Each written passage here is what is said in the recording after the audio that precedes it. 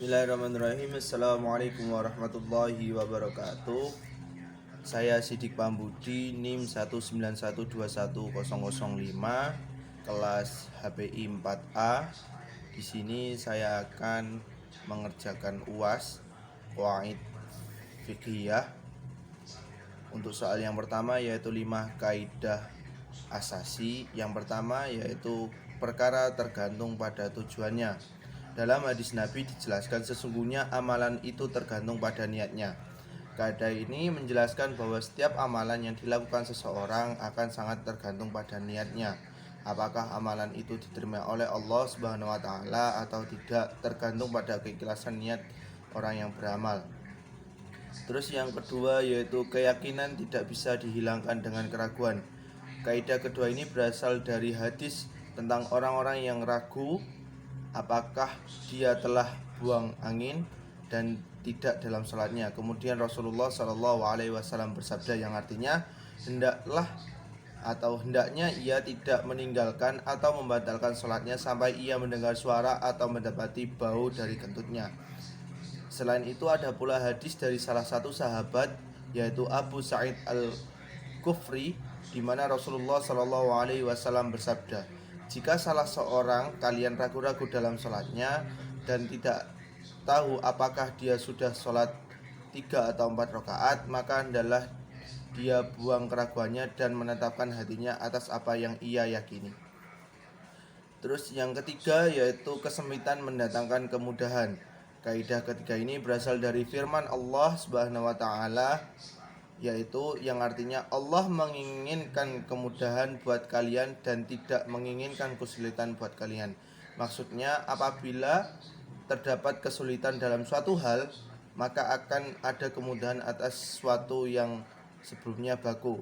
Dengan kaidah ini maka hadirlah berbagai macam rukson atau keringanan dalam beribadah apabila seorang muslim mengalami kesulitan. Yang keempat yaitu kemudharatan hendaknya dihilangkan. Kaidah ini hadir dari observasi ulama terhadap hadis Rasulullah yang mengatakan janganlah memberikan madarat kepada orang lain dan jaga diri kalian sendiri. Dengan adanya dalil ini maka seseorang diperbolehkan melakukan sesuatu yang sebelumnya dilarang untuk menghindari kemadaratan yang lebih besar. Misalnya orang yang sedang berada dalam kelaparan yang sangat lapar diizinkan makan makanan yang haram untuk menghilangkan rasa laparnya, dengan syarat tidak ada makanan selain makanan haram tersebut, dan jika tidak makan maka ia akan mati. Yang kelima yaitu kaidah yang kelima, adat atau kebiasaan bisa menjadi landasan hukum. Kaidah fikih ini berasal dari hadis Nabi SAW yang menyebutkan apa yang kaum muslim menganggapnya baik maka ia di sisi Allah juga baik. Islam sangat menghargai budaya atau adat yang dianggap baik. Termasuk dalam fikih ini adalah penetapan masa haid, besaran nafkah, kualitas bahan makanan untuk kafarat, dan akad jual beli.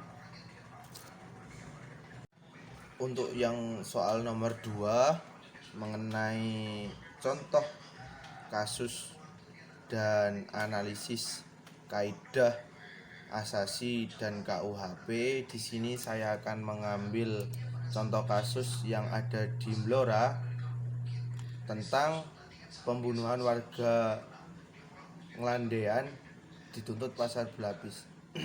Di sini kronologinya Sukri melakukan pembunuhan terhadap Jasmine di daerah Dukuh Banyu Urip, RT 8 RW 4 Ngladean, Kecamatan Kedung Tuban, Blora. Yang saat ini pelaku sedang menjalani sidang di Pengadilan Negeri Blora. Tak tanggung-tanggung, jaksa penuntut umum atau JPU menuntutnya dengan 3 pasal sekaligus, yaitu pasal 340, pasal 338, dan pasal 351 ayat 3 Kitab Undang-Undang Hukum Pidana.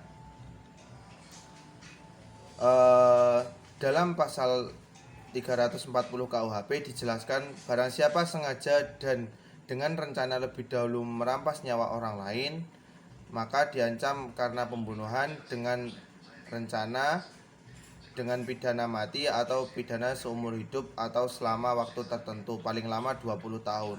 Sementara dalam pasal 338 KUHP dijelaskan barang siapa yang dengan sengaja merampas nyawa orang lain diancam karena pembunuhan dengan pidana penjara paling lama 15 tahun. Untuk pasal 351 ayat 3 penganiayaan yang mengakibatkan mati diancam dengan pidana penjara paling lama 7 tahun. Diketahui bersama Jasmine umur 40 sebagai korban warga Duku Banyu Urip, Desa Ngladian RT 8 RW 4 Kecamatan Kedung Tuban Blora tewas dibacok terdakwa saat tertidur lelap di rumahnya. Akibat pembacokan tersebut, korban menderita 2 luka sayatan di bagian leher. Pertama sepanjang 6 x 5 cm dengan kedalaman 3 cm dan 2 x 3 cm dengan panjang 2 cm. Akhirnya meninggal dunia di tempat sehari setelah pelaku berhasil diringkus aparat kepolisian. Pelaku juga mengakui bahwa dia yang telah membunuh korban lantaran sakit hati. Nah, jika dilihat dari kasus tersebut maka dapat dianalisa bahwasannya pelaku tersebut itu dengan sengaja atau sudah berniat lantaran sakit hati kepada sang korban. Nah, jika dikaitkan dengan kaidah asasi fikih jinayah, maka tersebut bisa dikatakan perkara tergantung pada tujuannya. Dalam kaidah fikih yang tadi saya jelaskan dalam hadis Nabi, sesungguhnya amalan itu tergantung pada niatnya. Jadi seorang pelaku tersebut sudah niat untuk membunuh, maka pelaku juga bisa dijatuhi hukuman yang sudah saya jelaskan tadi pada pasal 340 atau pasal 338 dan pasal 351 ayat 3 Kitab Undang-Undang Hukum Pidana, yaitu dengan ancaman maksimal hukuman mati atau penjara seumur hidup atau paling lama penjara 20 tahun. Di sini saya akan menjelaskan yang soal nomor 3, yaitu mengenai pasal dalam KUHP yang belum sesuai dengan kaidah hukum pidana Islam. Di sini saya akan mengutip pasal 284 KUHP mengenai tentang perzinahan. Di sini dijelaskan bahwasannya pelaku tindak pidana perzinahan diancam pidana penjara paling lama 9 bulan. Ancaman penjara tersebut ditujukan bagi yang pertama, yaitu seorang laki-laki yang telah menikah melakukan tindakan perzinahan dan berlaku pasal 27 BW. Seorang perempuan yang telah menikah melakukan tindakan perzinahan dan berlaku pasal 27 BW. Seorang laki-laki yang ikut serta melakukan perbuatan perzinahan padahal diketahuinya bahwa yang bersalah telah menikah. Seorang wanita tidak menikah yang ikut serta melakukan perbuatan perzinahan padahal diketahui olehnya bahwa yang turut bersalah telah menikah dan pasal 27 BW berlaku baginya. Nah, dalam pasal tersebut itu sangat tidak sesuai dengan apa yang telah dijelaskan dalam hukum Islam, bahwasanya perzinahan itu sangat dilarang oleh agama Islam. Mengapa kok sangat dilarang oleh agama Islam? Karena itu bisa merusak segala aspek.